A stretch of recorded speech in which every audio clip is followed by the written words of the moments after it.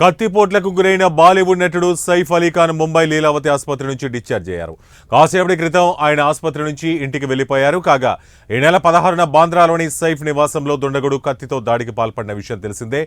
సైఫ్ ఇంట్లో దొంగతనానికి ప్రయత్నించిన ఆగంతకుడు ఆయనపై దాడి చేసి తీవ్రంగా గాయపరిచాడు. దీంతో 5 రోజుల పాటు లీలావతి ఆసుపత్రిలో ఆయన చికిత్స పొందారు. సైఫ్ కోలుకోవడంతో ఈ రోజు ఆయన్ను వైద్యులు డిశ్చార్జ్ చేశారు. ఇక సైఫ్ అలీ ఖాన్పై దాడికి పాల్పడిన నిందితుడిని ముంబై పోలీసులు ఆదివారం నాడు థానేలో అదుపులోకి తీసుకున్నారు. విచారణలో అతడు బంగ్లాదేశ్కు చెందిన షరీఫుల్ ఇస్లాం షహజాద్ మహమ్మద్ రోహిల్లా అమీన్ ఫకీర్గా పోలీసులు గుర్తించారు. అయితే అతడు తన పేరు మార్చుకొని అక్రమంగా ఇండియాలో ఉంటున్నట్లు పోలీసులు తెలిపారు. అధికారులు సైఫ్ నివాసాన్ని సందర్శించి క్రైమ్ సీన్ను రీక్రియేట్ చేశారు.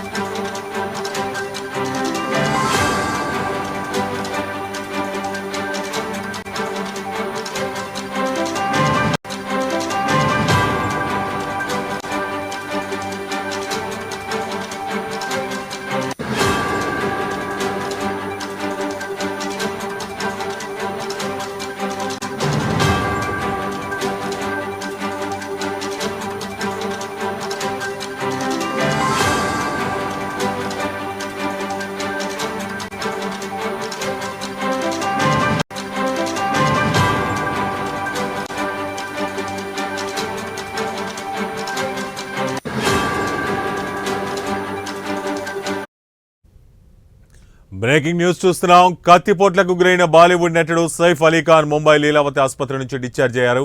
కాసేపటి క్రితం ఆయన ఆసుపత్రి నుంచి ఇంటికి వెళ్లారు. కాగా ఈ నెల 16న బాంద్రాలోని సైఫ్ నివాసంలో దుండగుడు కత్తితో దాడికి పాల్పడిన విషయం తెలిసిందే. సైఫ్ ఇంట్లో దొంగతనానికి ప్రయత్నించిన ఆగంతకుడు ఆయనపై దాడి చేసి తీవ్రంగా గాయపరిచాడు. దీంతో 5 రోజుల పాటు లీలావతి ఆసుపత్రిలో ఆయన చికిత్స పొందారు. ఇక సైఫ్ కోలుకోవడంతో ఈ రోజు ఆయన్ను వైద్యులు డిశ్చార్జ్ చేశారు. ఇక సైఫ్ అలీ ఖాన్పై దాడికి పాల్పడిన నిందితుడిని ముంబై పోలీసులు ఆదివారం థానేలో అదుపులోకి తీసుకున్నారు. విచారణలో అతడు బంగ్లాదేశ్కు చెందిన షరీఫుల్ ఇస్లాం షహజాద్ మహమ్మద్ రోహిల్లా అమీన్ ఫకీర్గా పోలీసులు గుర్తించారు.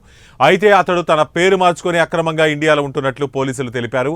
అధికారులు సైఫ్ నివాసాన్ని సందర్శించి క్రైమ్ సీన్ను రీక్రియేట్ చేశారు.